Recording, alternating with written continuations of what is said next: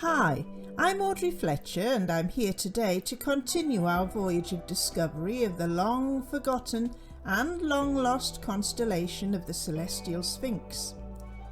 In part 1, I introduced you to the Celestial Sphinx, who was the blueprint for the Great Sphinx at Giza. As above, so below. The Great Sphinx at Giza is the earthly counterpart of the Heavenly Sphinx.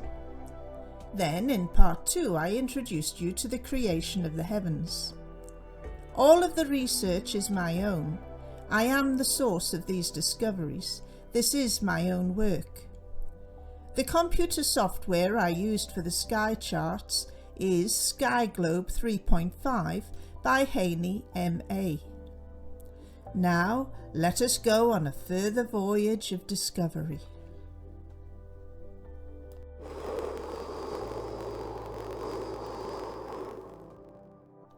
In my previous video, the supreme god of the remote ancient Egyptians was identified as the Celestial Sphinx, while the constellation of Orion, and by association the soul of Osiris, was revealed as the Word of God. The first and final words of creation were identical. With the first word, God created Orion, the soul of Osiris. With the last word, God created the sun. The whole process of creation was contained in the first and last breaths of the Creator, the Celestial Sphinx. Having completed his creation of the heavens, with his final act of the creation of the sun, the Celestial Sphinx could be observed sitting perfectly square on the southern horizon, gazing directly eastwards, awaiting the first perfect day. Earlier in the evening, at 6:26 p.m.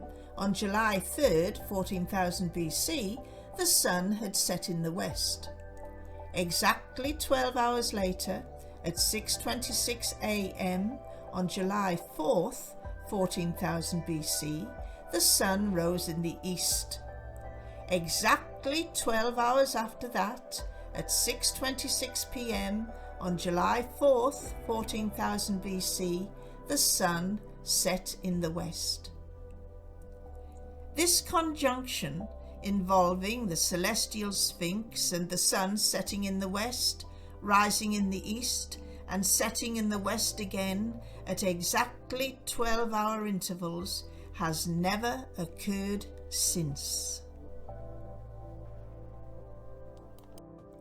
Sunrise on the first perfect day was at 6:26 a.m. on July 4th, 14,000 BC, and the Celestial Sphinx is seen sitting on the horizon, observing the birth of his final act of creation, the sun. Many of you will no doubt be skeptical at this precision. However, using the computer software Sky Globe 3.5, with the Giza Plateau as my reference point, I gradually worked back through the millennia to discover this exact date and time. And I can assure you that I spent untold hours in this research. This exact 12-hour cycle was broken at sunrise the following morning at 6:25 a.m., 11 hours and 59 minutes following the sunset the previous evening. And, due to precession, it would be another 25,920 years before this event happens again. Of course, this event also occurred at intervals of 25,920 years before 14,000 BC. So, in reality, the Sphinx at Giza could be dated back to as early as 39,920 BC. Wow!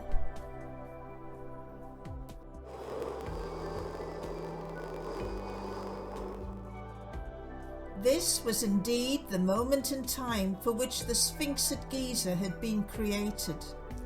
Clearly, the remote ancient Egyptians were accomplished astronomers, observing the cycles of the stars, planets and constellations.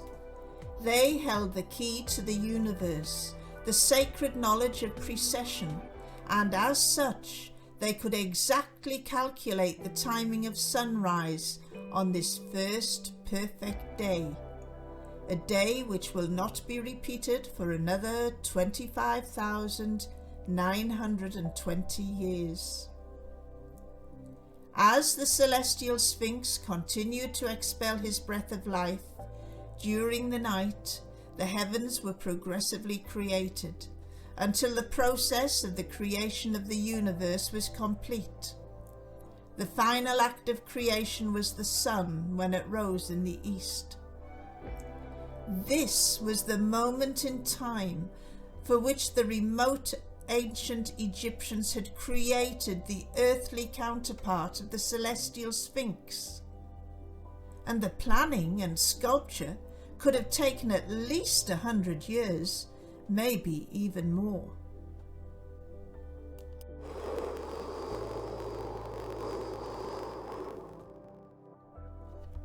In a sacred ceremony, the remote ancient Egyptians would have enacted the creation of the heavens during the night. Imagine the scene at the dawn of the remote ancient Egyptian civilization. A ceremony in which the creation of the universe is enacted is in progress. Night is falling. The image of the GIZA Sphinx sits waiting. There is absolute silence. The act of creation has not yet begun. Finally, at a given signal, the air vibrates with the sound of the first word of creation. The word of God is chanted throughout the night and the following dawn until the process of the creation of the universe is complete. The final act of creation is the sun when it rises in the east. As we look at the sky chart created by Sky Globe software, a more detailed blueprint for the Sphinx at Giza emerges. We see the Milky Way, which is indicated by a series of dotted lines. This is an important aspect because the Milky Way was considered to be the Celestial River Nile. The software allows the Milky Way to be either visible or removed, which is why it hasn't appeared earlier. And so, at the Giza Plateau at 11:57 p.m.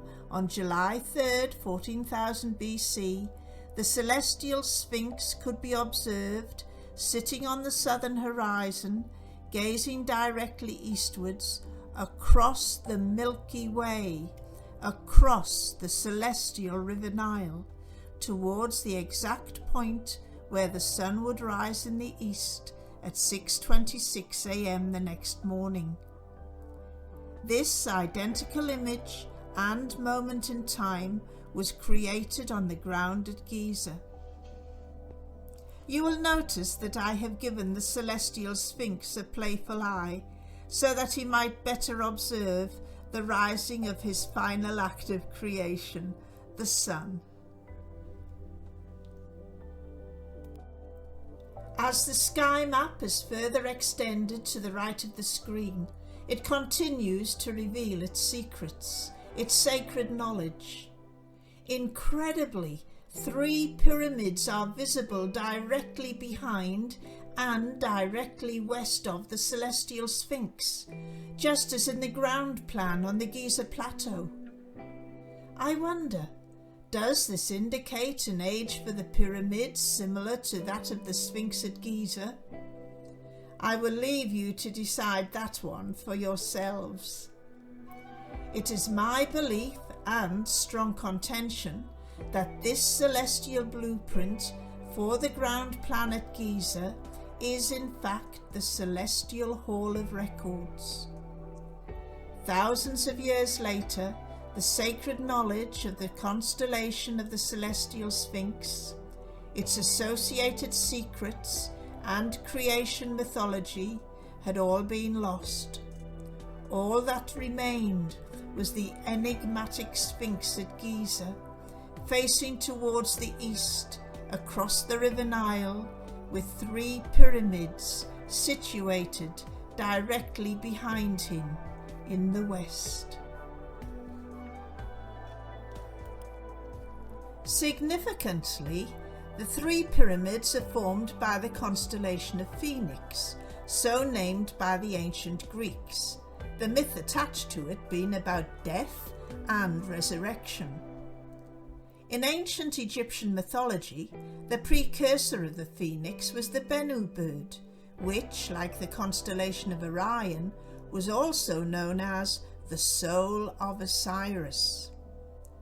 The 3 main pyramids at Giza were erected directly behind and directly west of the Sphinx at Giza, in imitation of the heavenly original as indicated on the star map.